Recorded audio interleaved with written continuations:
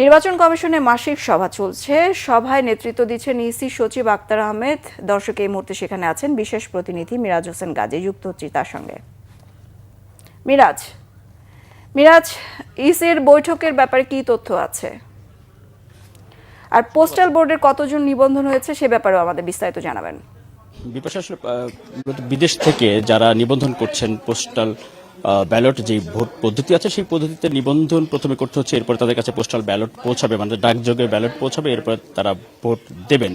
মানে প্রবাসীদের জন্য মূলত এটি। একই সাথে দেশে যারা থেকে নির্বাচনী দায়িত্ব পালন করবেন কিন্তু অন্য এলাকায় থাকবেন তারাও পোস্টাল পদ্ধতিতে তারাও ভোট দিতে পারছেন। তবে প্রবাস থেকে বা বিদেশ থেকে যারা ভোট দেবেন তাদের নিবন্ধন কার্যক্রমটি 18 ডিসেম্বর প্রথমে ছিল, পরবর্তী সেটি 25 ডিসেম্বর পর্যন্ত সেটির সময় বাড়ানো হয়েছে। এবং এখন পর্যন্ত যেহেতু সৌদি আরব হচ্ছে আমাদের সবচেয়ে বেশি বাংলাদেশি কর্মী বা প্রবাসী আছে সৌদি আরবে, সেই হিসাবে সৌদি আরবে এখন পর্যন্ত সবচেয়ে বেশি নিবন্ধন করেছেন 1,22,799 জন আজকে পর্যন্ত নিবন্ধন করেছেন, এবং সেখানে অপেক্ষমান আছেন যদিও আরও প্রায় 143 জনের মতো।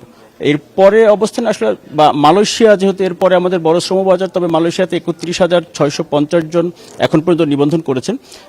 কাতারে হচ্ছে 44,000-এর মতো, ওমানে 33,000-এর মতো নিবন্ধন করেছেন।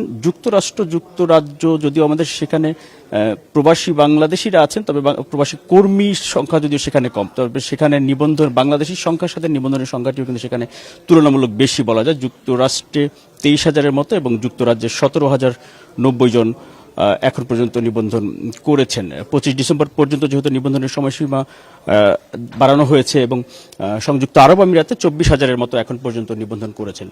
প্রবাসীদের জন্য এবার একটু বলা চলে যে বড় পরিসরে বা একটু আয়োজনটাও বড়, নির্বাচন কমিশনের প্রস্তুতিও বেশ তাদেরকে ভোটার করার জন্য, এবং অন্তর্বর্তীকালীন সরকারের পক্ষ থেকেও প্রবাসীদের ভোটের অধিকারটি নিশ্চিত করার জন্য তারাও আগ্রহ রয়েছে ব্যাপক।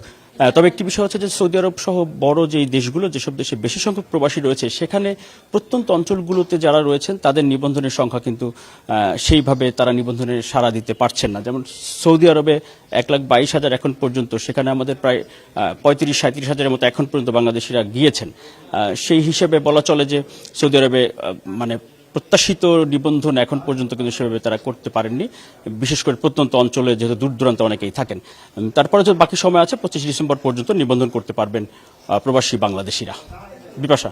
মিরাজ, ধন্যবাদ আপনাকে। দর্শন ইলেকশন কমিশন থেকে যুক্ত হয়েছিলেন সহকর্মী মিরাজ হোসেন গাজী।